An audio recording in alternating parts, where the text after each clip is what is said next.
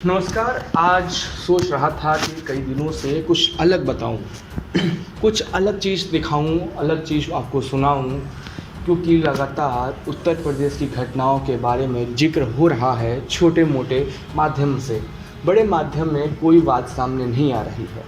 प्रधानमंत्री के संसदीय क्षेत्र में कल लंका पर सरेआम गोली चली थी।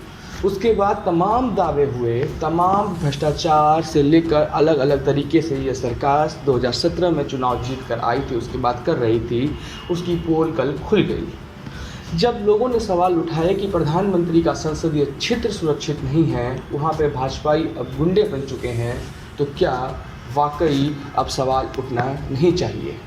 सवाल ज़रूर उठना चाहिए।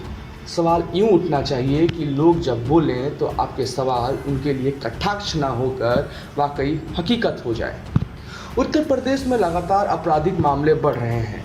आपराधिक मामले ऐसे बढ़ रहे हैं कि लगातार घटनाएं होती जाती हैं। रोज़ 12 से 13 मौतें हो रही हैं, बलात्कार की घटनाएं सामने आ रही हैं। जो नेता बोलते थे बेटी बचाओ बेटी पढ़ाओ, आज उन बेटियों को ना पढ़ा पा रहे हैं, ना उनको बचा पा रहे हैं। हो रहा है उनके लिए दंगा।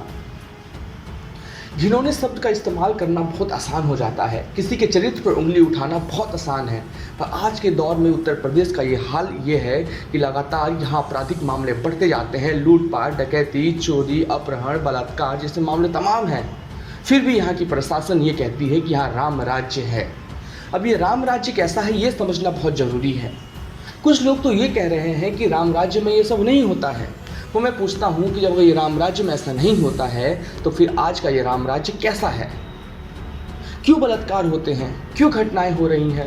एक ताज़ा रिपोर्ट के हिसाब से बात करूं तो उत्तर प्रदेश में रोज़ 60 से अधिक बलात्कार होते हैं। रोज़ 2 घंटे में एक बलात्कार का मामले दर्ज होते हैं। ये वो मामले हैं जो उजागर हो जाते हैं, मीडिया कवर करती है, प्रशासन पर दबाव पड़ता है और FIR होती है। कुछ मामले तो आपसी समझौतों से भी ख़त्म हो जाते हैं उत्तर प्रदेश में। उनका क्या? ये बहुत बड़ा सवाल आपके सामने है। क्या आज बहन बेटियां हमारी सुरक्षित हैं उत्तर प्रदेश में? आए दिन किसी नाले में, कहीं जंगल में, कहीं रोड पे, कहीं पाली में, कहीं तालाब में महिलाओं की लाश मिलती है। पहले SP DM सब बोलते हैं बलात्कार हुआ है, भदोही की खबर है ये, और उसके बाद क्या होता है? सब कुछ सही है, बलात्कार नहीं हुआ था, आपसी रंजिश में मौत हो गई थी, ये कहा जाता है। बताइए क्या हालत है इस समय उत्तर प्रदेश की? उत्तर प्रदेश की जनता को आवाज़ उठानी चाहिए। बेरोजगारी बढ़ चुकी है। आज हमारा पैसा सबसे नीचे हो चुका है। एशिया में सबसे भारत का पैसा नीचे है।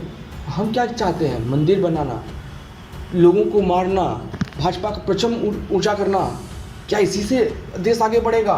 क्या एक पार्टी के विकास से जनता का विकास हो सकता है? कभी नहीं हो सकता। क्या एक पार्टी के अच्छे कार्यालय से जनता का विकास हो सकता है? कभी नहीं हो सकता। ये समझने की बात है कि जहाँ पे हमारे पास रोजगार नहीं है, जहाँ पे शिक्षा के लिए अच्छे केंद्र नहीं है, जहाँ इलाज के लिए अच्छे अस्पताल नहीं है, उस राज्य में आपराधिक मामले बढ़ते जाते हैं और सरकार को तभी भी लगता है कि हम सब कुछ सही कर रहे हैं। ये कौन सी सरकार है? ये कौन से लोग हैं जिनको ये सब आपराधिक मामले नहीं दिखते? ट्विटर आज टिंडर बन जाए तो कोई गम नहीं होगा, पर ट्विटर को टिंडर बनने से पहले एक चीज़ देखना होगा, जहाँ राम के नाम पे ट्रेंड नंबर 1 कर दिया जाता है, वहाँ पे JEE और NCERT के नाम, JEE और नेट के नाम पे लोग आवाज़ उठाएं तो उनकी बात कोई सुनता ही नहीं है। ये कैसी विडंबना है? ये कैसी अफसोस की बात है? ये सरकार आज भी कुछ नहीं कर रही है और जो बोलता है उस पर FIR हो जाता है, जो लिखता है उस पर FIR हो जाता है। जब FIR से लोग बच भी जाते हैं तो अदालत बीच में आ जाती है। अदालत बोलती है हमारा अवमानना हुआ है, पुलिस की मानहानि हुई है।